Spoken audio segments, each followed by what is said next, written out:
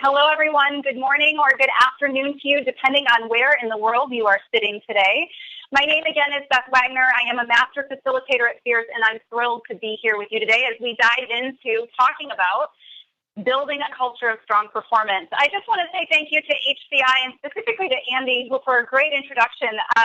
It's always wonderful to be partnered with HCI and to come to the HCI community for these discussions. And this is a really hot topic that we're discussing here today, so I'm thrilled to be here. Just a few things about me. Again, as Andrew had mentioned, I come from a 16-year career that's rich in OD, learning, leadership development, coaching. So this topic of building a culture of strong performance has been something that I've been talking about, discussing with leaders and organizations alike for many years now, and I'm excited to continue the conversation with this group. So let me share with you what our journey looks like for the next 45 minutes or so, and I'll move us forward. So to begin with, we're going to talk a little bit about traditional performance management. We're going to talk about what that means, and then we're going to talk about the flaws. So what have we been seeing over the last few years? What are organizations seeing and saying? Talk about the trends that are taking place and the result. Where are we today when it comes to performance management and how we feel? We're going to talk a little bit about why Fierce Conversations. Clearly, I'm here on behalf of Fierce, and we're here to talk with you a little bit about how Fierce and performance management come together and how we help leaders and organizations to build a culture of strong performance. So we'll talk a little bit about why Fierce, and then we'll jump right into those 3 leadership practices. And more importantly, how can you as a leader make an impact in your organization and on your team? And then we'll have some time. We've got a lot of information to cover today, but we'll have some time for a few question and answers later on at the end of this hour. So without further ado, let's just dive right in. I am going to talk a little bit about what is traditional performance management. And like I said, let's talk a little about some of the flaws that we're seeing. So neuroscientists and leadership experts alike, and you'll see this if you're on certain blogs or reading up on what the trends are today in business, you'll start to see that the topic of how to successfully build higher performing teams is trending. And for those of you that are on this webinar today, that's why you're logged into this, because you want to learn a little bit more about how you can make a better impact on your team. Many companies rely on traditional performance management. I'm going to focus on these 3 words at the top of the screen because I want to talk about what those practices are. A lot of times we think about performance management and we question, what does that really mean? Well, performance management practices include everything from activities, systems, and processes that are put in place in organizations to measure an individual's performance or individual and collective goals. Historically, this performance management idea, or the idea of performance management practices, have at its core a rating system, a system that you can attach a numeric value to an employee's performance to determine how they're doing. So you get everything from ratings from 1 to 5, maybe on how well an employee performs, or evaluating an employee on a performance curve, which is also known as forced ranking, which that term alone, forced ranking, just doesn't feel good when it comes to performance. Or even we see there's comparisons from one employee to another, weeding out the best and the worst employees. These ratings are then attached to employees' compensation. So the question that I ask here is, in this world of traditional performance management, what are employees striving for in this environment? Is it to beat out their fellow employees, a very competitive environment, or is it to not be on the list of worst performers? It has been proven, just as sort of a base point for all of us, that we as human beings don't identify well with the middle of the curve. We look at either end of the spectrum and we either identify with the worst or with the best. So either I try to avoid being the worst, or I'm only happy if I'm the best. What kind of motivation does this leave our employees with? For me as an employee, I think it's energy sucking. If these are my choices, I'm already exhausted. The argument out there is that we've really moved to mechanize the human process. So true development, true growth is being pushed aside for mechanics. And in doing so, we've lost the humanity, the human connection in all of this. We forgot that we are dealing with human beings. If the end result is just simply a good rating or a great rating, then basically our employees are chasing a metric. They're not striving for or chasing true growth and development. It's like when you were a kid in school and you say, I just got to ace this test, so I'm going to cram.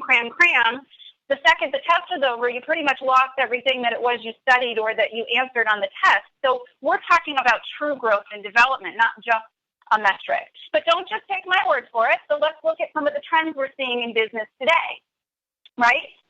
In fact, let's go back a few years. So in 2014, Deloitte did a survey that basically came back with 68% of companies that were surveyed feeling that this type of traditional performance management, this type of performance management was just clearly not effective. It wasn't working for them.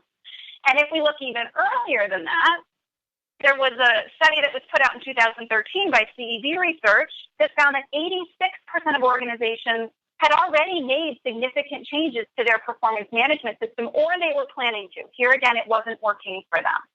There was lots at that point, lots of dissatisfaction already in the system.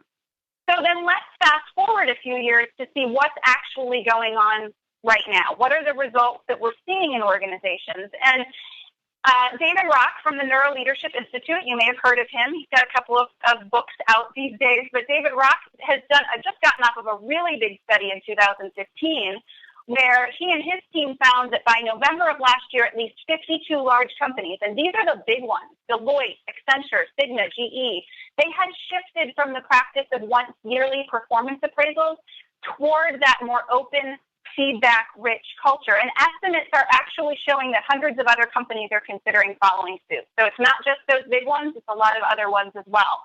And we see this trend at Fierce. We're working with many companies who are interested in building their skill sets around how do we shift away from the once-a-year review toward this feedback-rich culture. Why? Because, as we see it, the old way of doing it simply is not working. Simply is not working. There's a lot of information out there right now that tells us as a corporate culture in America, we're moving away from these yearly reviews and these ratings, these traditional performance practices. In order to support true development, in order to support that true growth, remember what I said, it wasn't just the metric, it was that true growth and development, companies are moving towards this open feedback-rich culture. They're focusing on the quality of the conversations they're having. And the reality is that leaders know that the conversations need to change. They need to become richer. So, data and trends aside, I'm going to actually ask for your input because I'd like to hear, regardless of all of that data, how you feel about traditional performance management. I'm going to ask the HCI community to chime in on this. So when it comes to these annual performance appraisals, force rankings, performance ratings, how do you feel about this? And your options are as follows. A, I think traditional performance management is spot on. Annual performance reviews, rating systems, they work for me and they work for my organization. B is I'm neither here nor there about it. Either it's just not something I've given much thought to or it doesn't impact me. Whatever that might be, I just don't have a true response right now. Or C, I want a different solution. The way we manage performance isn't working for my employees or for my organization. So I want to find something new. So let's go ahead and see what we've got going on here for the poll. People have already started weighing in. Ooh, and it's really heavy on C. I want a different solution. And we have some people that are just, hey, I'm neither here nor there about it. I don't have anyone yet, although it might pop up in the A category where it's really working for you. So we'll give it just a moment more while people continue to weigh in. But truly, it's looking like, yeah, I want a different solution. The way we manage performance isn't working for me, for my employees, or my organization. So thank you so much, all of you, for your responses. And actually, we've got a couple of A's that have popped in there, too. It's working for you. So we're going to go back to the presentation, and I'm going to talk just a few more minutes about this. So we've got a good mix, but most people have fallen into the C category. And I can almost hear some of you thinking right now, however I feel, this is great, Beth, but however I feel about the performance management approach that's in place in my organization, I don't have the direct decision-making power to make a change. So how do I do that? Well, I'll share with you a bit of an analogy, which some of you may have heard before, but I see it as the kaleidoscope analogy because I believe we do have the power to shift things. It only takes one piece to change the entire picture in a kaleidoscope. And I think that an organization's culture is the same way. Although you may not be able to change the system, I think people are able to make a difference in the culture by the way they show up. And with the work I do in organizations, I have seen this time and time again. It's amazing the power that individuals can have when shifting that culture. So the question becomes, how do you nurture a high-performing culture on your team? How do you have a positive impact on team and individual performance? And that's what we're here to talk about today. So regardless of how you feel about this, traditional performance management, my hope for you today is that we can bring this conversation from the organizational level down to the individual leadership level, to your level, so that you can walk away from this webinar feeling empowered, feeling more prepared to create that high-performance culture on your team. And in turn, of course, that creates high collaboration, motivation, and ultimately what we're all looking for, which is better results. So I'm hearing the question come from this group, which is how? How do I do that? Here at Fierce, we've found that the key to creating high-performing teams really lies in mainly one thing. It lies in conversations. The conversations that you are or are not having with your employees, with your organization, even with yourself. And even more important, it's about the quality of those conversations. So I want to dig in a little bit here. Before we get to the 3 practices, I really want to spend some time on this word, because in Fierce, this word matters a lot.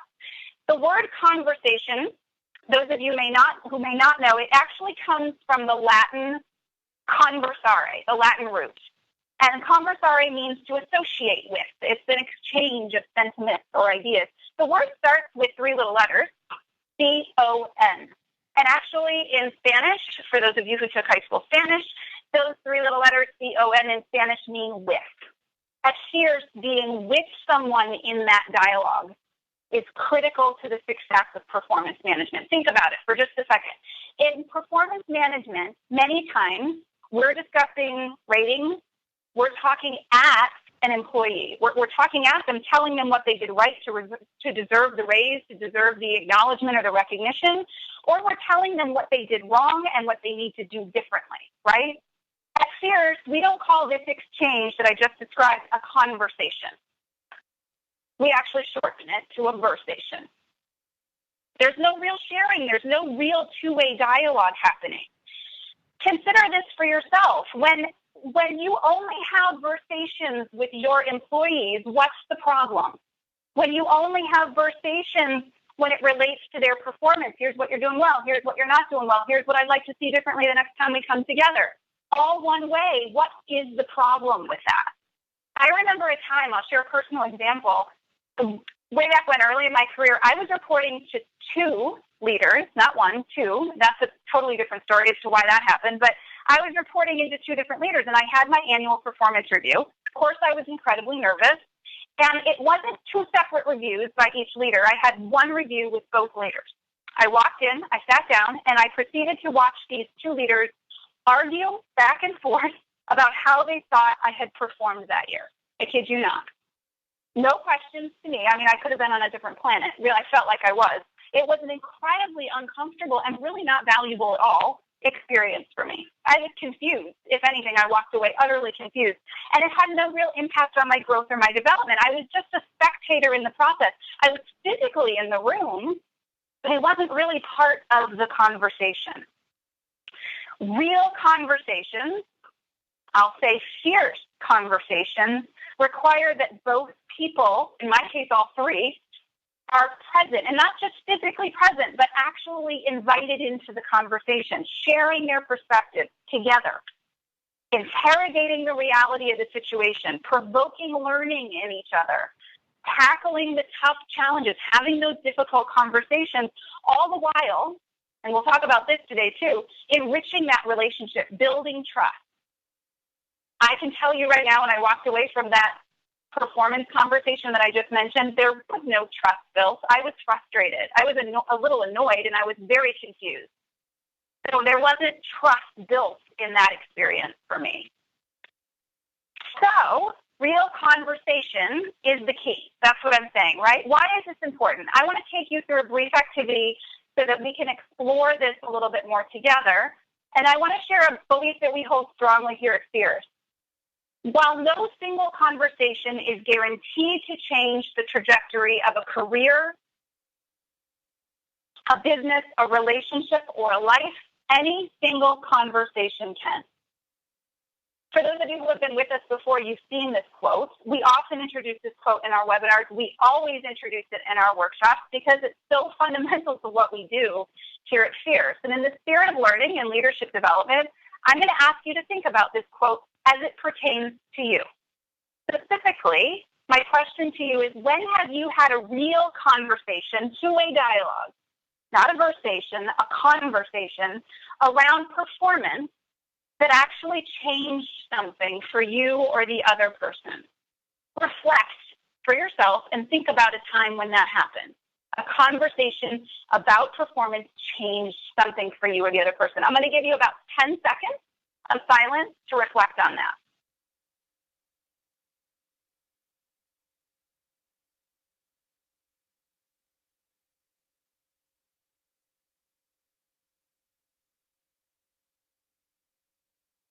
Okay, so for some of you, that was the most painful 10 seconds of this hour. And for others, you wanted way more time than that. Regardless, if you know me as I facilitate some of these webinars, you'll know I spend a lot of time focusing on reflection. I think that's an incredibly important leadership skill that not many of us practice often enough. So it's something I always incorporate. But the reason I asked you to reflect on this quote specifically is so that we can start to understand the power that conversations can truly have on performance. And I think oftentimes we underestimate that power of the conversation. What gets talked about, and more importantly, how it gets talked about, and if you go back to my personal example, who actually is involved in that conversation, determines what will or won't happen. We need to change the conversations we're having about performance in order to change the performance itself. And this requires leaders that are willing to have the real conversations that are necessary to drive that performance. I'm going to leave this quote up here for just a minute. I wanted to resonate with you while I share a common example with you. Having been in the position that I've been in for so many years, I've seen this play out time and time again with leaders. This is a simple example. There's a scenario A and a scenario B. Here's scenario A. You have a team member who absolutely rocks the project that they've been managing the last several weeks. The project came in under budget, on time, the results surpassed expectations, and the client was absolutely thrilled. So you think to yourself, wow, this person is a natural project manager, and you proceed to give them a similar opportunity. Here's another one. Although this project actually is even more challenging than the first because it's got a tighter timeline, the client's more demanding, there's a remote team to work with, and you think to yourself, they've got this, they're going to nail it. Except you kind of start questioning that a few weeks in. You check in with them after a few weeks on the project, they're frustrated, they're overwhelmed, tasks aren't getting accomplished, the client's not real happy, and you scratch your head thinking, what's going on? They did so great the last time. And then you think to yourself, well, they're smart. They did it before. They'll figure it out. So you let it slide. And you tell yourself, you know what? I'm going to give them the time and the space they need to succeed. So I'm going to back off. But that doesn't work. The result is actually a failed project, an unhappy client, and a very demotivated employee, because who really wants to show up to work and do a crummy job? That's scenario A. Scenario B, exact same scenario with the conversation. So here again, you have a team member, they rock the project they've been managing, and before they wrap up this project and get assigned another one, you have a conversation with them. And questions are asked.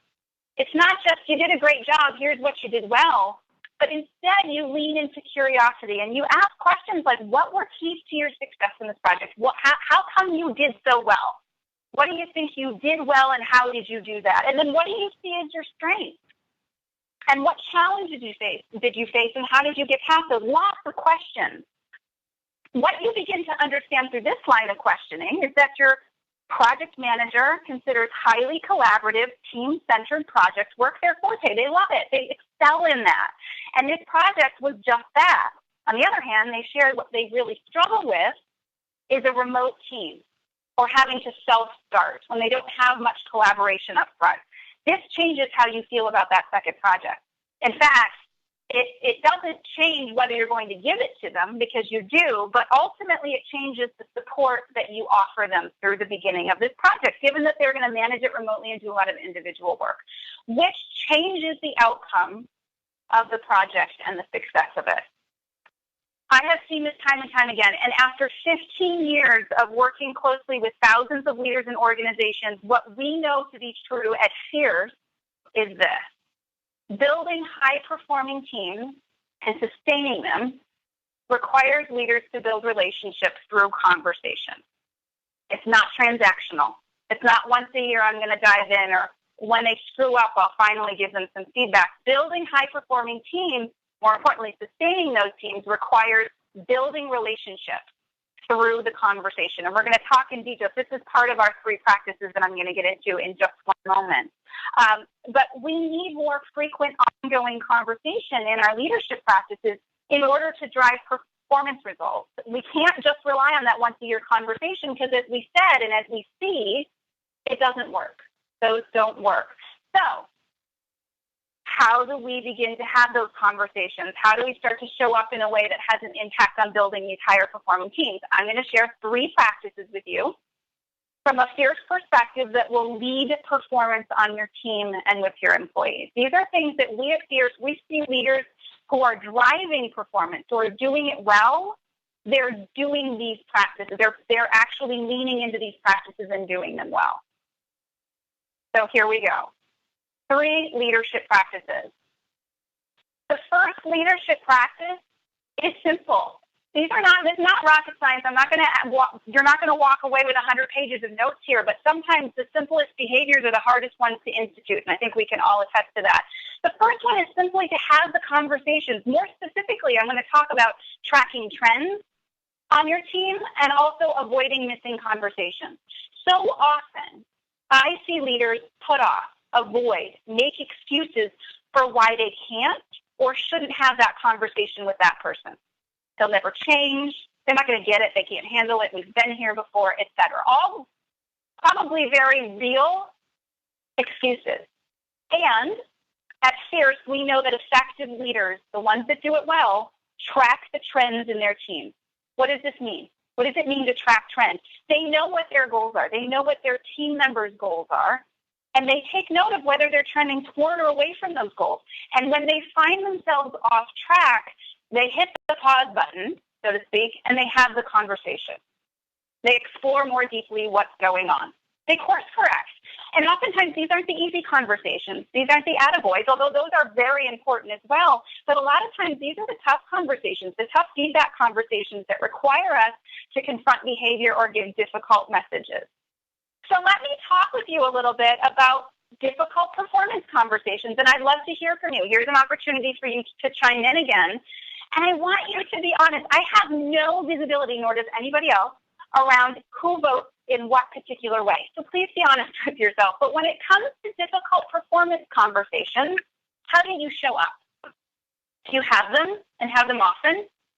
This is a regular, ongoing thing for you. It is part of how you operate as a leader. Okay, or maybe procrastinate and procrastinate and procrastinate, because these conversations aren't easy and they're not fun, and it's easier to put them off until they're real pain points, and then you're forced to have them. And finally, C, I avoid the conversation altogether. I'm really more concerned that having the conversation could actually make matters worse. They could retaliate. They could get really upset, whatever that might be. So let's hear from you. I'd love to see how you're voting and who's chiming in where. And it looks like there's a great mix. Awesome.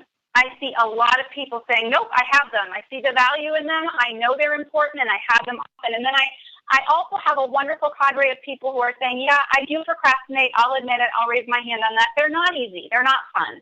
And we even have a couple, thank you, brave souls who are saying, yeah, I avoid the conversation. That's me. And I appreciate your honesty on that, which regardless of which way you voted or are voting. So we'll continue to kind of get some numbers flowing here. It looks like things are slowing down, so everybody's pretty much made their choices. And thank you for your responses and for your honesty with that. We're going to go actually back to the presentation from the polling slide now. I think for many of us, regardless of whether we say we have these conversations often or we procrastinate. I believe we fear the failed conversation, the ones that go bad, the reaction from the other person. But I would contend that the missing conversations can be just as costly, if not more so, than the failed ones. If you happen to be one of the brave souls that says, yeah, I procrastinate, or even said I avoid the conversation, my question to you is, what's the potential cost to you, to your employee, even to your organization when you put off having those conversations? What's the cost? When we skip those sticky, I'll use the word sticky because they're sticky, when we skip the sticky conversations, when we aren't willing to give and receive feedback, and we pin our hopes on the fact that, oh, things will just change if I pray hard enough or if I hope hard enough, things will change, or I'll wait till the end of the year and hopefully it's resolved itself, we are guaranteeing ourselves less than ideal results. Remember that project manager example I gave a while back? The cost of that one missing conversation, which I've seen happen time and time again, was huge. It was client satisfaction, project success, employee performance, even motivation on behalf of the employee. Missing conversations keep us from course correcting. They keep us from the results that we want. So I want to actually take this in a visual direction for a second. I want you to, for those of you who joined us last time, this may look familiar. The next two slides, I want to talk a little bit about what it actually looks like, these missing conversations, and more important, tracking the trends. And I'm going to do that by way of an analogy that we use at Fierce when we teach Fierce feedback. So for those of you who happen to be in the business of navigation, whether that's flying or sailing, you may know what a waypoint is. A waypoint is typically used for the purposes of navigation, and it's a reference point. It's a landmark. It really helps us get where we're going. So whether we're walking, driving, sailing, flying, you name it, waypoints help us find our way. They help us get to our final destination. Think about dropping a pin in Google Maps, right? Just like a pin's on the screen. So if I'm at the blue pin and I want to get to the yellow pin, I have a series of points I have to pass in order to get there. But when we're physically navigating a boat or a plane and we know where we want to go, do we ever actually get there in a straight line like you see on the screen? Well, no, because the wind takes us off course, or a storm pops up, or there's an island in the way, or whatever. So our path really ends up looking more like this. We need to go through a continuous series of course corrections. We end up at that final yellow pin, but we have to take a few left and right-hand turns to get there. Having ongoing performance conversations, giving and receiving feedback can be seen as a series of waypoints because it helps us stay on course. It keeps us headed in the right direction. When we give feedback, we're sharing important information to help our employee either stay the course or course correct. They could be on the course that they need to be on, great, way to go, or course correct. When we receive feedback, which is another big thing, we're doing the same for ourselves. And if we don't have the conversation, we find ourselves potentially off track. Having the real fierce conversations helps us navigate to the results that we're looking for. So how do you ensure then that you can give, or receive for that matter, the best feedback and help your employees and yourself track the trends of performance? How do you do that and do it well? I've got two tips for you. The first one is to get specific. Yes, just two little words, get specific. Don't use generic examples. I was doing my first facilitation of a group of VPs talking about strategy at one point, and I went up to their leader, and I had known him for a little while, but I said, so how did I do? I was serious. I wanted to know what he thought. How did I do? How did that go? He said, it went great. And then he sat back and he kind of smiled at me. I said, no, really, how did I do? And he paused for a moment. He said, Beth, a generic question will get you a generic answer. What would you like to know? So this goes both ways. When it comes to giving feedback, it's the same thing. There's a difference between, you need to work a little on your communication skills. And hey, last week when I sent you an email asking for an update on that project timeline, it took you several days and even more attempts on my part for you to get back with me. And that delay had an impact. I mean, it slowed us down in terms of our messaging to leadership, their decision on increasing our budget, on getting us more resources. So it's had an impact. You and we need to share information readily so we can stay on point with our initiative. That is a huge difference between that, the latter, and you need to work on your communication skills. The latter example gives specifics. And while this seems simple and everyone is sitting there saying, yeah, I already know this, how often do we practice it? That's the bigger question. When the behavior occurred, are you explaining that, what the behavior actually was, and more importantly, why it's important? What's the impact? A generic message is going to yield a generic response. So if you want targeted action, be targeted with your feedback. Be targeted with your feedback. That's number one. Number two, ask for feedback. Have curiosity around your own performance. Do you know where you stand with yourself, your team, and your colleagues? I mean, you could probably make an assumption, but do you really know? Do you know what the impact is that you're having on others? Sometimes what we found is that the key to higher performing teams actually requires that we as leaders shift to our behavior. A lot of times, and you all know this, but leaders are removed from receiving regular feedback about how they're doing, right? Simply because of their positional authority. I mean, the higher up the food chain a leader sits, the less feedback, unfortunately, they tend to receive. And this leads to a lessened awareness of their leadership style or impact, and how it's affecting their teams. Ask yourself, if there is something I can learn about how I can be a more effective leader, why wouldn't I want to know? Why wouldn't I want to know? And it's not to say you don't, but how often are you asking? Getting feedback and refining what's working and not working is critical for everyone's growth. Team growth doesn't just depend on the employees or the team members. It depends on all of us, leaders included, working together as a unit. So go into the conversation, ask for that feedback, and be prepared to really listen and learn. Be open to how others perceive you and how that may be impacting performance. So number one, get specific. Number two, ask for feedback. Which of these tips do you want to practice more? Make a commitment to yourself. Which has your name on it? Which is going to help you track the trends of your team? Today, now, this moment is the time to get curious, right? It's not about a week from now, a month from now, at the end of the year, because then you're operating in the moment in a bit of a fantasy world, and that really doesn't help drive performance. So those are the two. Get specific, ask for feedback in terms of having the conversation. Number two, focus on the relationship and building emotional capital with your employees. So based on a study that was done in 2014 by the Wharton School, employees who feel well supported, cared for, and with their best interests at heart are more accountable to their performance. This is fascinating. To me personally, this is fascinating when I found this data, because it means it's not just what you say. It's the quality of the relationship that you're building through your conversations that has an impact on employee performance. And accountability is something I hear all the time. How do I increase that accountability on my team? This data says a lot when it comes to accountability. Building that relationship. When we have good relationships with our boss and our peers at work, we want to show up. We want to succeed. We want to do well. So ask yourself, how would your team describe the quality of their relationship with you? How would your team describe that? If you don't know, perhaps it's going back to having the conversation and asking, right? That might be an area of opportunity. We build trust and relationship with others through the quality of conversations we're having. The more honest and authentic conversation I'm having with you, likely the more real or authentic relationship I'm building. And if the conversation ends up slowing down, stopping, becoming muted, if we start having more versations, or I'm versating more than I am getting curious, asking questions, then all the possibilities of the individuals in that relationship start to lessen along with the conversation.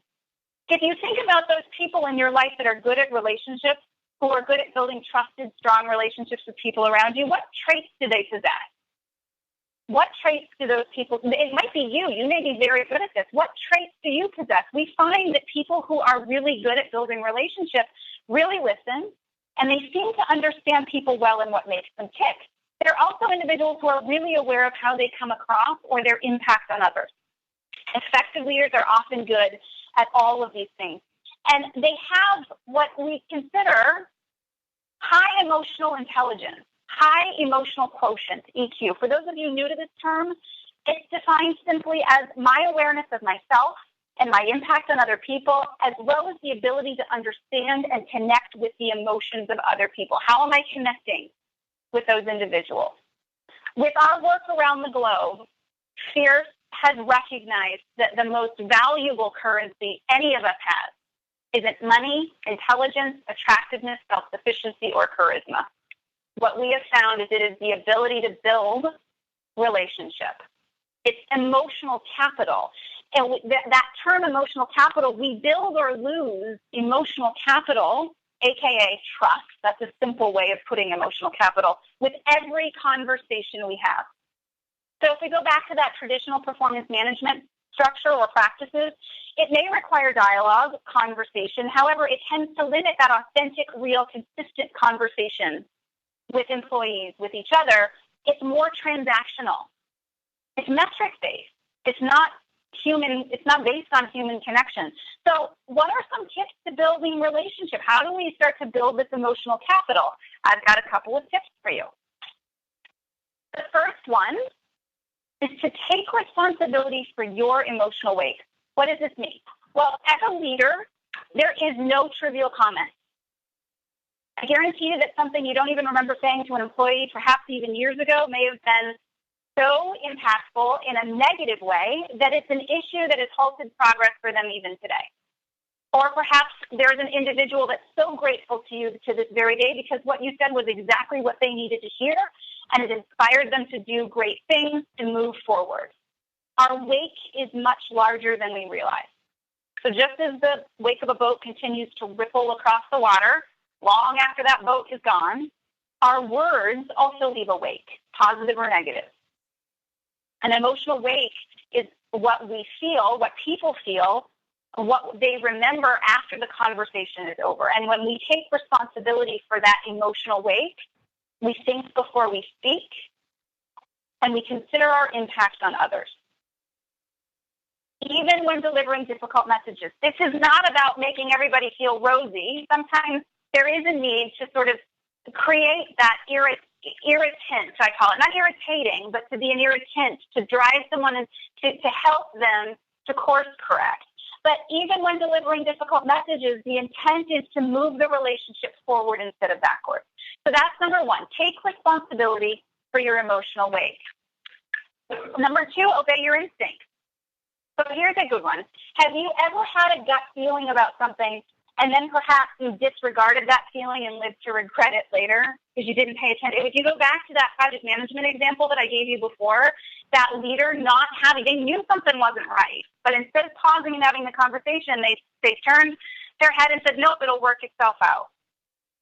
So if you've ever had this experience, even as it relates to a team member's performance, you know that our gut often knows things before our intellect catches on. We have receptors in our gut and in our heart from our brains.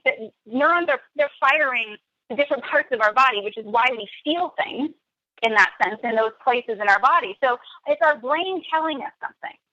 And when we obey our instincts, we don't stop at the first answer. We dig deeper. We try to figure out what's really going on. What's this message I'm receiving, and what does this conversation need to be about? So think about your team and their performance.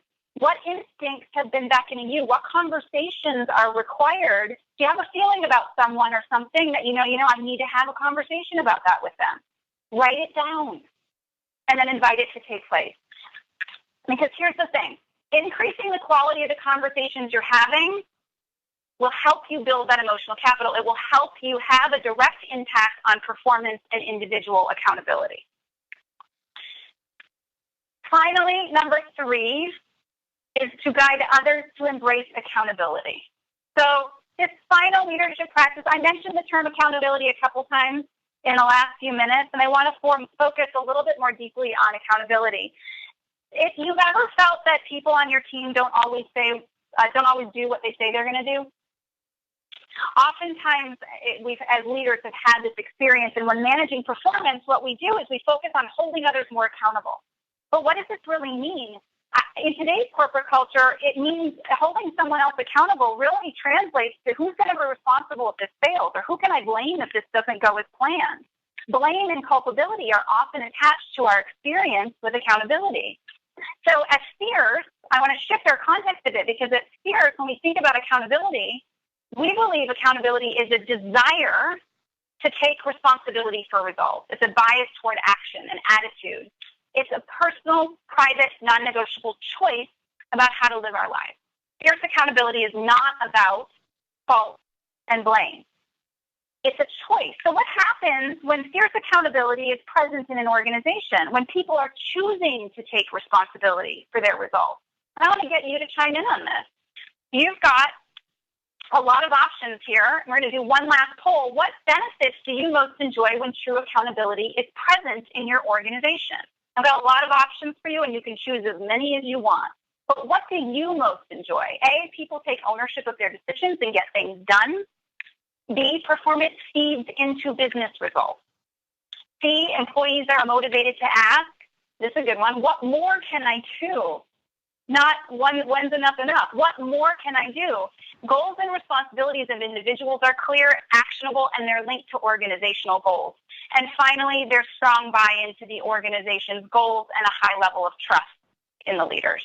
So let's go ahead and chime in on this. What benefits do you most enjoy? And feel free to go click all the way down if you want to. We've got lots of options, and there are loads of people chiming in right now, so the poll board is going crazy.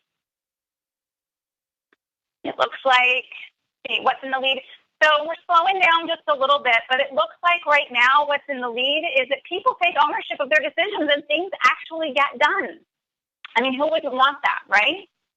The reason that, as you guys are continuing to poll and answer this question, the reason that I asked this question, knowing that there were multiple right answers, is to get us to be able to see the potential of benefit that we can reap when true accountability does occur in our organizations. And many of you will say, well, yeah, that's great. I get it.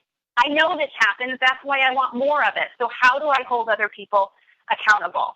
So thank you so much for all of your responses. The board has started to slow down. So I just ask you to take in your own response as your benefit, and we're going to move on because I want to talk with you a little bit. See, when true accountability is present in an organization, performance improves, right? We know that goals are achieved. Individuals are motivated. They want to stick around. They want to do well. But here's the rub. There's no slide for this, but I want you to open your ears to this because the Workplace Accountability Study recently revealed that 82% of the respondents for that survey feel they have no ability to really hold others accountable. And yet 91% of them rank accountability as one of the top development needs you'd like to see at their organization. So there is a rub there. We don't feel like we can hold people accountable, but we want it. The reality is, as much as you may want to, you can't hold someone accountable. In fierce accountability, we talk about the difference between holding someone accountable and holding them able. When you hold them able, you choose to recognize the capacity of each person you're connecting with. There's trust there. But still, as leaders who have the best of intentions, we do our darndest to force accountability to happen. We want to make it happen. And we have the best of intentions, but this can have a negative impact on performance. I'm going to share with you, and then we'll get to Q&A, so I'm going to wrap this up. But we find that leaders, again with the best of intentions, stumble into a few common pitfalls. So instead, I'll get to the positive behavior in a moment, but right now I want to focus on what not to do. So when trying to create an accountable culture, a lot of times we'll do one of a few things. First, we use fear, and this is a strong word, but this is when a leader simply lays down the hammer. So it's you will or else you'll lose your bonus, or you'll be demoted, or you'll embarrass yourself. The short-term benefit is that it actually works, right? I don't want to lose my job. I don't want to be embarrassed. I'll do everything it takes. I'll kill myself to get the job done if that's the case. The problem with using this as a strategy is that it's not sustainable. And for those of you who have leaders that have used this strategy, likely there's resentment that starts to build, and that resentment starts to spread, sometimes like wildfire, to other employees. And the end result is that you lose that trust, that emotional capital with your employees. So the performance erodes, and sometimes you're actually driving talent away. So fear is a pitfall I ask you to steer clear of. The second is advice. Now, Fierce is not saying don't ever give advice. Please don't leave here today thinking this is what Fierce is saying. However, when a leader only ever gives advice to an employee to help them be more accountable, so, hey, I know what you're going through, and if you just do A, B, and C, I guarantee you it'll work. If that's the way that you approach things, then we see less than ideal results with that too. Oftentimes we use advice, of course, because it's a simple solution. We know it's going to be the right approach, or at least we think it is. Not to mention we get to be the expert, and that feels good. The list of problems are long, though. A, it doesn't strengthen the person that you're giving advice to. In fact, it actually creates dependence, right? And in the end, they just keep coming back for more advice. And B, what works for you may not work for them. So if it all goes wrong, the blame is pointed back at you. And we said true accountability is not about blame. It's not about culpability. So I want you to just consider these two pitfalls as we wrap up. And more importantly, which ones do you find yourself stumbling into? And we do. We all find ourselves stumbling because we want to hold people accountable. We want something that works and works quickly. But I want you to consider what's the cost to you, your employees, and your team if this is your strategy to creating accountability. And then, for those of you who are asking, how do I create accountability? To effectively support someone to make that choice and embrace accountability, what works is to move away from this and toward leadership practices 1 and 2. So toward that, having the conversation and building emotional capital, a conversation-rich environment, empathy, curiosity, a bias toward action. So this is leadership practice number 3. And just as a reminder, before I wrap things up, here's where we came from. To build a culture of strong performance, these are the 3 practices to keep in mind. Have the conversation. Have them often. Track the trends. Be specific and ask for feedback. 2 is to build emotional capital. Increase the quality of your conversation. Take responsibility for your emotional weight and obey your instincts. And finally, guide your employees to embrace accountability. Avoid those common pitfalls of fear and advice and lean into 1 and 2. That will help you create that accountability and drive performance. So I've gone over my time. I just want to say thank you all very, very much for your interaction, your engagement, your attention. I want to say thank you on behalf of Fierce to HCI. And I actually want, before I hand it over to Andrew for a few questions, I just want to share that we have a free ebook on our website, fierceinc.com/getrealwebinar. It's Fierce Performance Management Tips and Tools to Unlock Potential. So if you want to have a refresher of some of the things we talked about today, but also dive even deeper into how you can effectively build a strong culture of performance, check us out. Go to our website and download our free ebook and continue the conversation with us, because we always like to continue that conversation with those who are just getting to know who Fierce is and what we're all about. So with that, again, thank you, and I'll turn it over to Andrew so we can get a few questions in here before we have to wrap up. Absolutely, Beth. Well, thank you so much. This was a really fantastic presentation. I really appreciate the time that you spent in walking us through some of these tips and practices that we can do in order to better enable our managers to engage those that that report to them. And so, again, I think it's really a great topic, and one that in many ways HR kind of has the responsibility to be that sort of gatekeeper and to help lead the way so that everyone in the organization can engage in a better performance management practice. So with that, I'll open up the call for questions. So don't forget to attach your name to your question as you type it into the chat box, and we'll begin with a question from Keith. Keith says, it seems that performance management may have arisen out of the need to document performance for compliance issues in lieu of the need to improve performance. So how do we retain that compliance piece all the while changing the process to be more focused on performance enhancement? Do you have any tips for Keith as we try to bridge this gap from the traditional to the agile? Yeah, thank you so much for the question, Keith. And just coming from my experience, I don't think it's an either or. I don't think you have to, because I do believe that in terms of documentation, sometimes that is necessary. Although I would say that if we're having ongoing regular performance conversations and giving and receiving feedback more consistently, we probably have less of a need to document than we would if we weren't. So I'm not sure that my answer is going to satisfy you, but I would say that it's really not an either or. I think that there is room for perhaps some more standardized practices with performance management. What I think we're seeing as a trend and what organizations are noticing is that there is a real need for more open, honest dialogue and more consistent conversations when it comes to performance. Absolutely. Here's another question from Diana. I'd love to advocate a change, but I haven't yet found satisfactory solutions to either a mechanism to allocate merit pay, or B, a way to ensure that the conversations are occurring on an ongoing basis without requiring a lot of documentation that is administratively burdensome. So Beth, what would you say to Diana? And this is very commonplace. I know I could have an aside and say that in many ways the buy-in from the top is as equally challenging and important as getting the adoption from the managers. So how would you advise Diana, knowing her particular situation?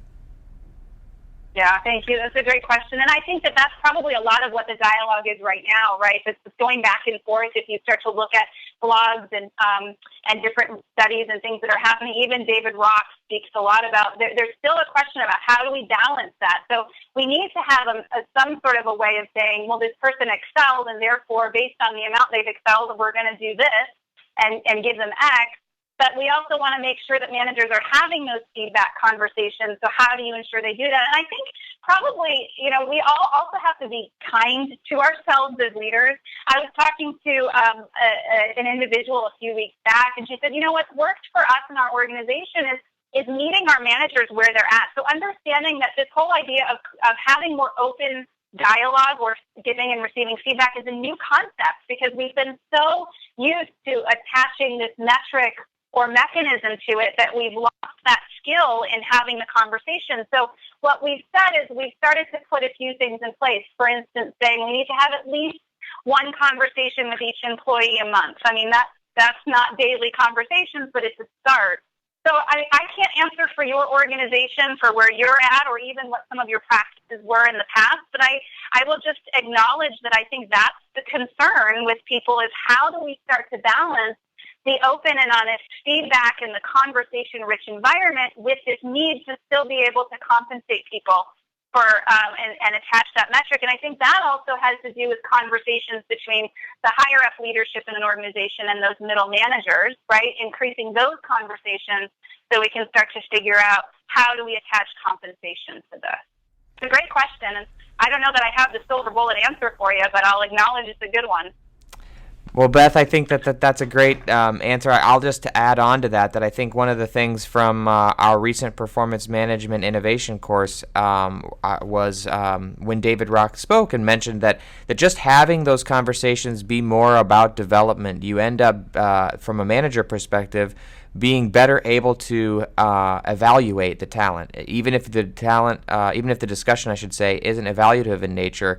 If you're talking more regularly, more frequently about development, that by the very nature you should be able to address some of those compensation questions when the time is more appropriate, given that we're still operating on some of those traditional budgetary cycles. So I think I'll just add that. But again, that's great. Thank you.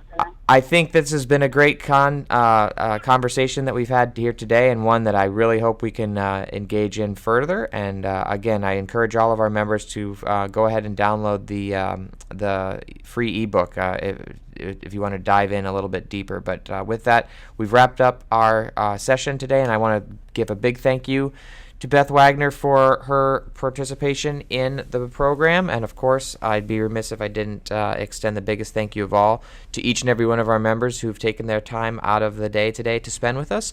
We look forward to seeing everyone on another webcast soon. Enjoy the rest of the day, everybody, and make the most of it.